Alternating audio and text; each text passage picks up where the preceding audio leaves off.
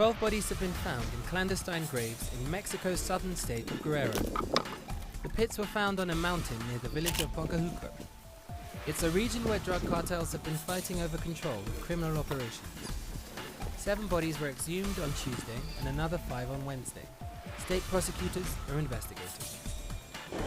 Protesters who backed Haitian presidential hopeful Maurice Narcisse took to the streets of Port-au-Prince this week. They are claiming victory for their candidate as the nation awaits the election result. Haitians turned out to vote in presidential, parliamentary and local elections on November 20th. The elections were meant to end a year of political and economic uncertainty.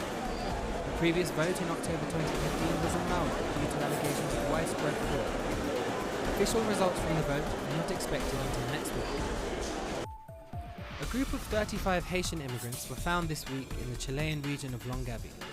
They were working in illegal and unsanitary conditions, harvesting apples according to authorities. The company employing the Haitian immigrants defended their position and said that the conditions were better than those they were in previously. Local police are investigating the case. Argentina's Chamber of Deputies has unanimously approved the use of cannabis oil for medicinal purposes. The bill now has to be addressed by the Senate.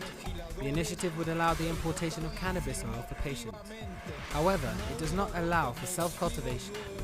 Once approved, the Ministry of Health will provide the drug free of charge to patients with refractory epilepsy, autism or other pathologies.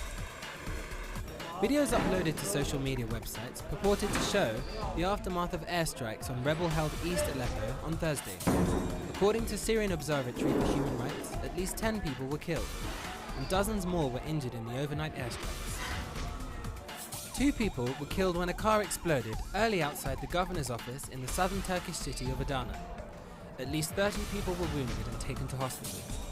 The blast came from a car parked in front of the building.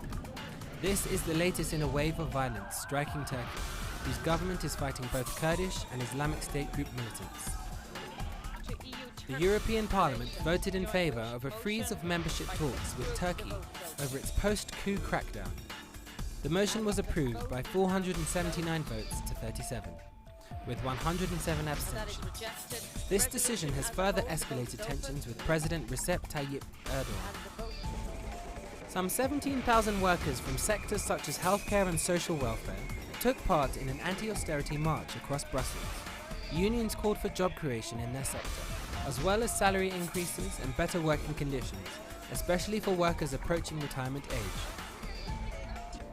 Iraqi forces are still battling the Islamic State group militants deep inside Mosul. This is piling pressure on the militants who have no more escape routes. However, civilians are trapped in the crossfire. Wildfires tore across central and northern Israel, forcing tens of thousands of residents to flee the city of Haifa. Leaders have blamed arsonists for some of the blaze and branded them terrorists.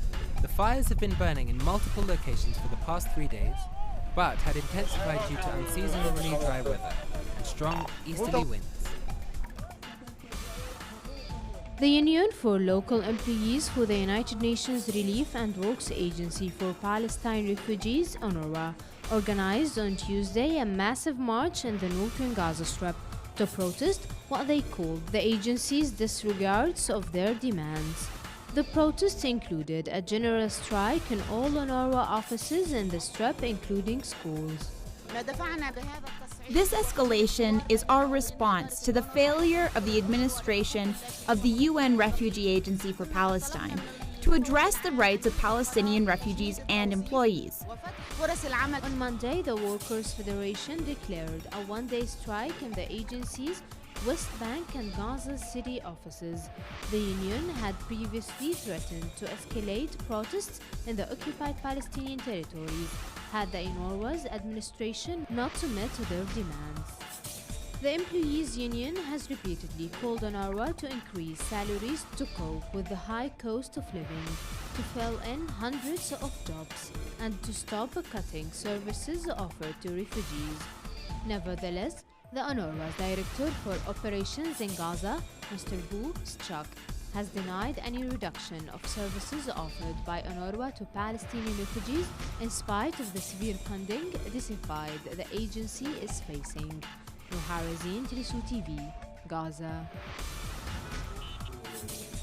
Spanish prosecutors have asked that Cameroonian football great Samuel Eto'o be handed a 10-year jail sentence and pay a $15 million fine for alleged tax fraud.